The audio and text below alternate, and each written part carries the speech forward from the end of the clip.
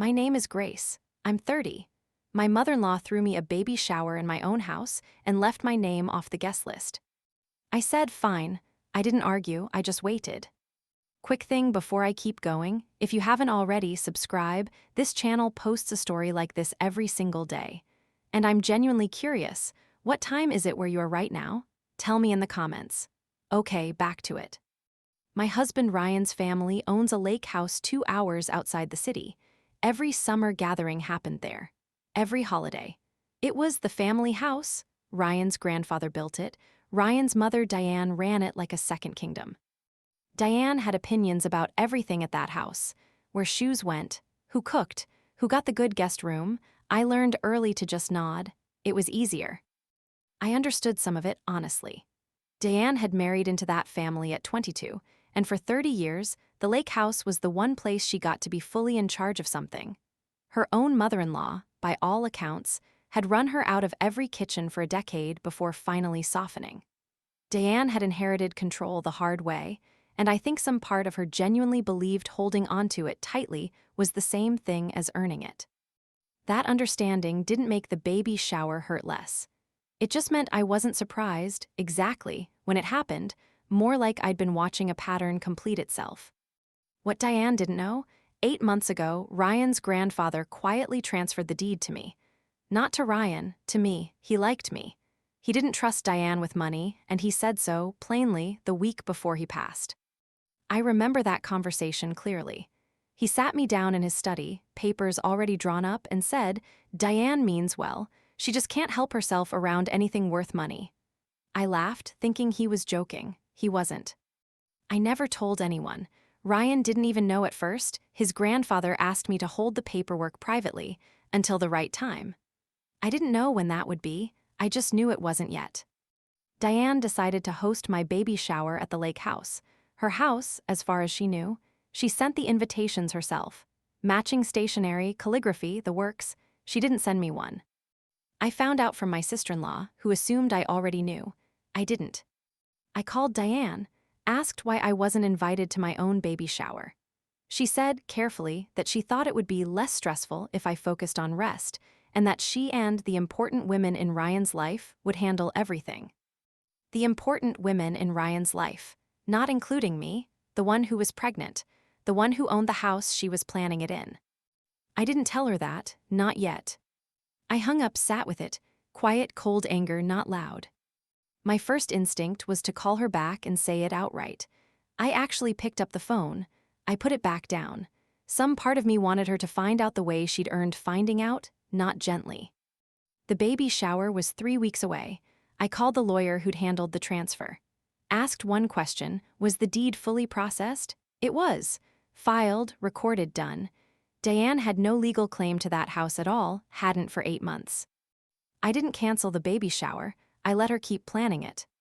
I watched from a distance, a cousin here, a group chat screenshot there. Diane picked a theme, ordered a custom cake, told everyone it would be the event of the summer. My name barely came up.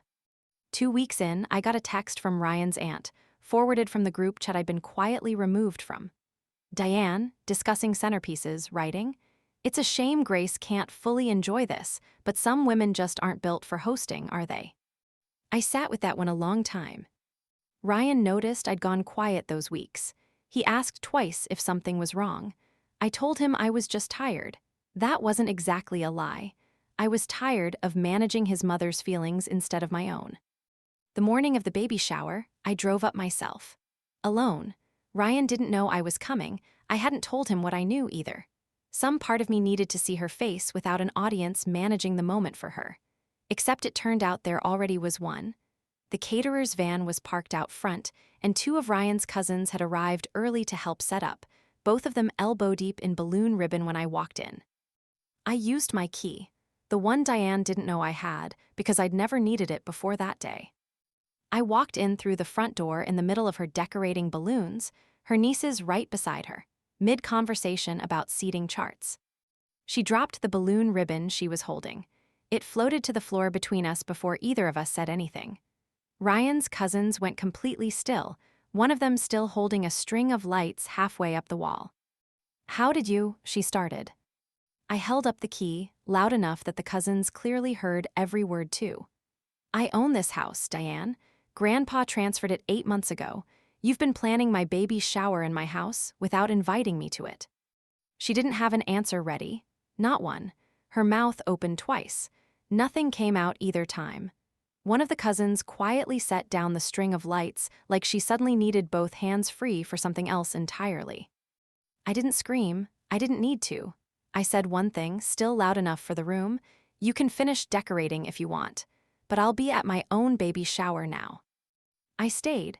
I sat at my own party, in my own house, while Diane quietly excused herself 20 minutes in and didn't come back until the guests had mostly left. Ryan found out that night. He was furious, not at me, at her. They had a hard conversation, one I didn't sit in on. She apologized to me 2 days later, eventually, in the careful way people apologize when the alternative is losing access entirely. But there was one moment in that apology that surprised me. She admitted, quietly, that some part of her had been terrified of becoming irrelevant once the deed changed hands, even before she knew it had. "That house was the only thing that was ever fully mine to run," she said. It didn't excuse what she'd done. It just made her, finally, a person instead of just an obstacle. We still let her use the lake house. Different terms now. She asks first, every time. Some people only learn respect when the ground actually shifts under them, not before. I didn't take the house from her. I just stopped letting her forget it was never hers. Was showing up with the key the right move, or should I have told her the truth the moment I found out I wasn't invited? I still think about it. Tell me what you'd have done. If this story meant something to you, subscribe. I post a new one every day.